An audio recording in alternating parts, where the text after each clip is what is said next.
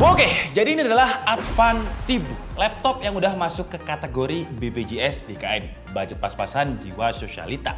Karena harganya under 3 juta, Rp2.999.000. Dia udah bisa diajak untuk keperluan ringan ya kayak ngetik-ngetik, belajar, skripsi, bikin makalah.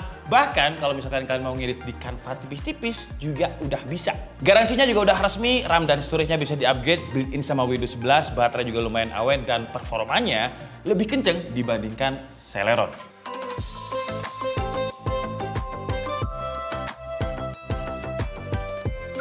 Udah lama ya kita nggak ngebahas laptop BPJS di DKID. Ya kalau kalian tanya kapan, saya sendiri aja lupa. Sampai akhirnya Advan berani keluar dari zona Celeron mereka sekitar 2 atau 3 tahun yang lalu. Ada Advan Pixel War, ada Advan Work Pro, ada Advan Work Plus. Wah banyak lah sekarang varian laptop dari Advan. Nah si T-Book ini bisa dibilang dia pakai prosesor Intel N100 yang paling murah sampai saat ini. Tapi sebelum kita bahas ke situ, kita coba lihat dari tampak luarnya dulu ya. Kita lihat dari desainnya dulu.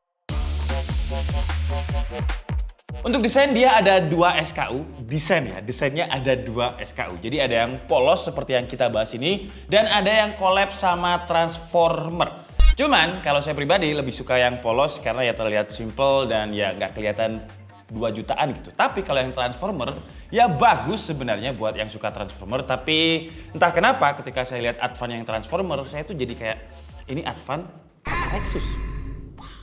Tapi itu masalah selera sih. Kalau misalkan kalian suka yang desain Transformer kayak gitu, ya silakan pilih yang Transformer. Karena kata Mas Dedi dari Jagat Review, yang Transformer ini build quality-nya udah pakai metal materialnya. Sementara untuk yang versi ini, dia masih pakai plastik, yang plastiknya masih kerasa plastik ya 3 jutaan lah. Untuk dimensinya sekelas Intel N100 ya dimensinya nggak tipis-tipis banget sih, hampir 2 cm, 1,98 cm, dan bobotnya juga lumayan berat. Padahal ini laptop yang fanless, nggak ada kipasnya. Kalau untuk bobotnya standar sih, bobotnya itu ada di 1,33 kg. Kalau dibilang enteng untuk prosesornya nggak juga, berat pun juga nggak juga, standar. Yang saya suka finishing warnanya sih, finishing warnanya ini warna-warna everlasting dark grey yang dia finishingnya mid, jadi kalau misalkan tangannya cepet banget basah, nggak gampang nempel fingerprint, nggak gampang kotor. Untuk Excel-nya di kelas harganya dia udah bisa dibuka sampai 180 degree. Cuman kalau kalian tanya apakah dia bisa dibuka dengan satu tangan, jawabannya nggak bisa.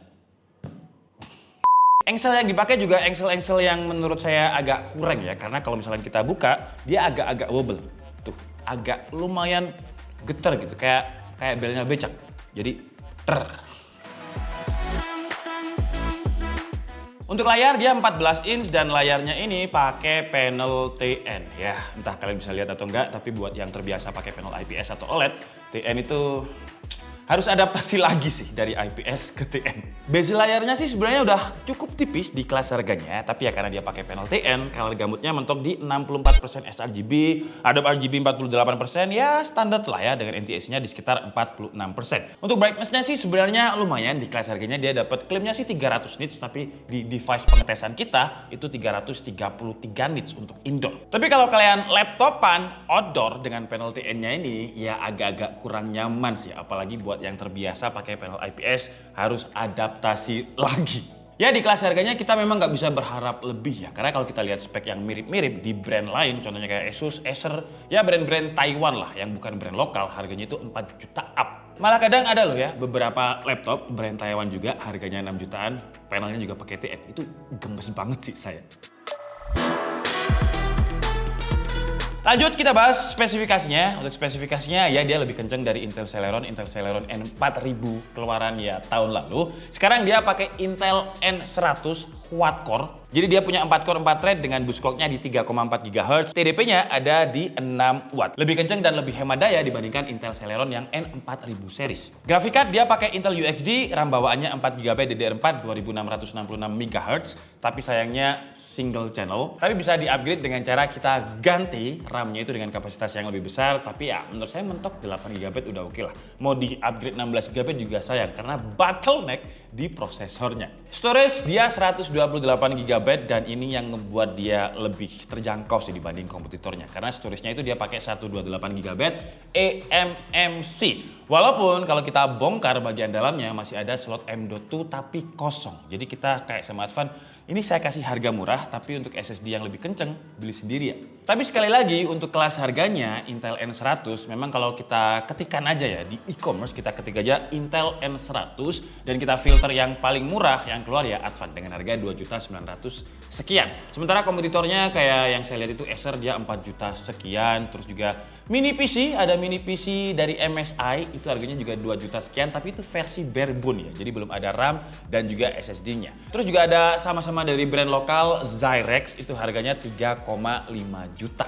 Jadi kalau untuk urusan spesifikasi Intel N100, RAM 4GB, storage 128 MMC, ya si Advan ini masih yang paling affordable. Sekarang pertanyaannya, kalau kita beli laptop 2.999.000, emang fungsinya dia bisa buat apa? Ya, jawabannya kalau digunakan untuk kegiatan office tipis-tipis, Canva editing tipis-tipis, masih bisa. Kalau dibuat editing di Adobe Premiere Pro, bisa juga sih sebenarnya ya. Bisa kumat grupnya. Ya yang jatuhnya masuk rumah sakit malah ya, karena nunggu rendernya bakal lama banget. Di tes Cinebench R15 kita coba untuk single core itu dia dapatnya 125, dan untuk multicore-nya kita loop sebanyak 10 kali ya, kisarannya itu ada di 300-an poin. Nah yang menarik kalau kita lihat chartnya untuk powernya di Cinebench R15 itu dia cuma butuh daya sekitar 12 watt awal loncat, setelah itu stabilnya di 8 watt. Cuman kalau kita lihat di sini memang suhunya lumayan ya, suhunya itu di 95 derajat Celcius karena si Advan T-Book ini memang dia nggak ada kipasnya atau fanless. Ya 8 watt fanless sih seharusnya nggak ada masalah. Lanjut kita coba untuk main game. Sebenarnya ini ya bukan laptop yang digunakan untuk main game, tapi nggak apa-apa, kita coba aja. Kita coba di game Dota 2 dengan resolusinya 720p, grafiknya ada di mentok kiri. Dan hasilnya untuk FPS ada di 26, nggak playable. Jadi kalau kalian mau main game di laptop ini, saya saranin sih jangan ya dek ya. Tapi yang menarik sekali lagi ada di chartnya ini loh, karena dia walaupun full load itu cuma ada di kisaran 8 watt stabilnya. Gampangnya 8 watt itu kayak lampu yang ada di warung remang-remang. Nah itu sukanya Tomo tuh ke warung remang-remang ya. 8 watt, jadi kecil banget dayanya. Tapi walaupun dayanya kecil, entah kenapa ya untuk suhunya itu lumayan kalau kita cek untuk suhu permukaannya. Dengan Cinebench R15 tadi yang stabilnya di 8 watt, kita cek untuk suhu permukaannya itu ada di kisaran 45 derajat Celcius untuk di bagian lubang exhaust-nya. Tapi kalau untuk keyboardnya sih aman di kisaran 39 derajat Celcius. Dan saran saya buat Advan ke depan mungkin bisa dibikin exhaust atau airflow yang lebih optimal karena ini kan laptop yang cuma 8 watt ya, dayanya kecil banget. Jadi seharusnya ya fanless udah bener, tapi tinggal airflow-nya aja dioptimalkan biar nggak terlalu anget.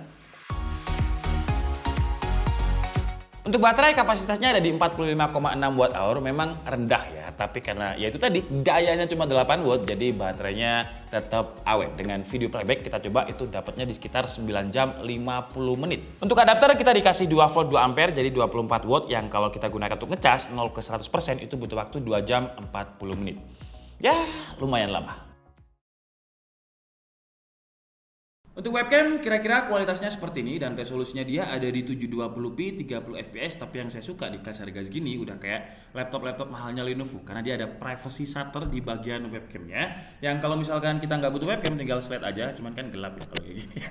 Nah kira-kira kualitasnya seperti ini ya standar sih ya, noise di beberapa tempat, terus detail juga nggak dapet, tapi kalau digunakan hanya untuk meeting online dan tidak jadi pembicara, cuma sekedar absen aja biar kelihatan kalau ikut meeting, nggak masalah sih.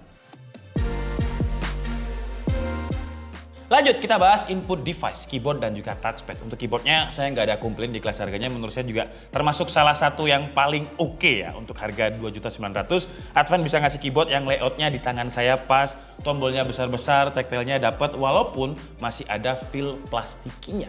Kalau kalian tanya apakah ada backlight, itu namanya kalian kurang ajar, laptop 2 juta minta backlight, jadi nggak ada. Untuk touchpad permukaannya agak kasar, tapi sekali lagi mengingat harganya cuma di bawah 3 juta, ya saya nggak bisa komplain banyak. Untuk konektivitas lengkap, jadi dia punya 2 USB Type-A 3.2, 1 USB 2.0, 1 USB Type-C 3.2 yang support sama power delivery, jadi bisa ngecas juga pakai Type-C-nya, tapi belum support sama Thunderbolt ya. Terus ada audio jack 3,5 mm dan ada port card reader. Poin plusnya di harga segini, walaupun nggak ada stikernya ya, tapi Advan ngasih pre-build atau pre-install Windows 11. Bukan Windows 10 ya, Windows 11 yang paling baru, kita tinggal pakai aja. Tapi kalau kalian tanya apakah ada OHS-nya, sayangnya belum ya. Harga segini minta OHS sih, itu agak kurang ajar juga namanya.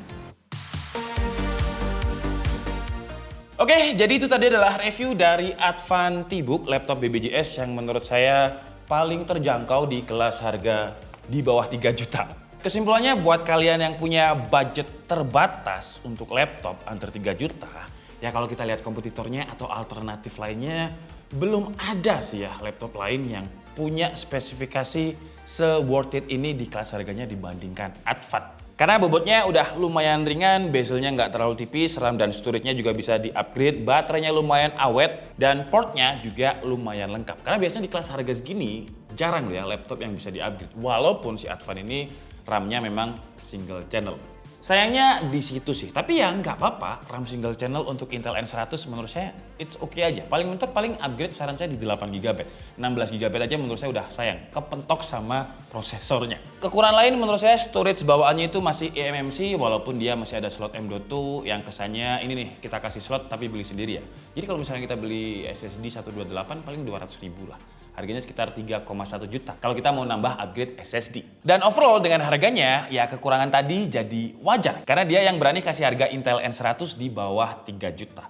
Jadi selling point utamanya itu ya harganya yang terlalu murah. Bukan terlalu murah sih ya. Paling murah kalau dibandingkan dengan kompetitornya. Saya Dika Budi and see you on the next video. BTW garansinya 1 tahun ya.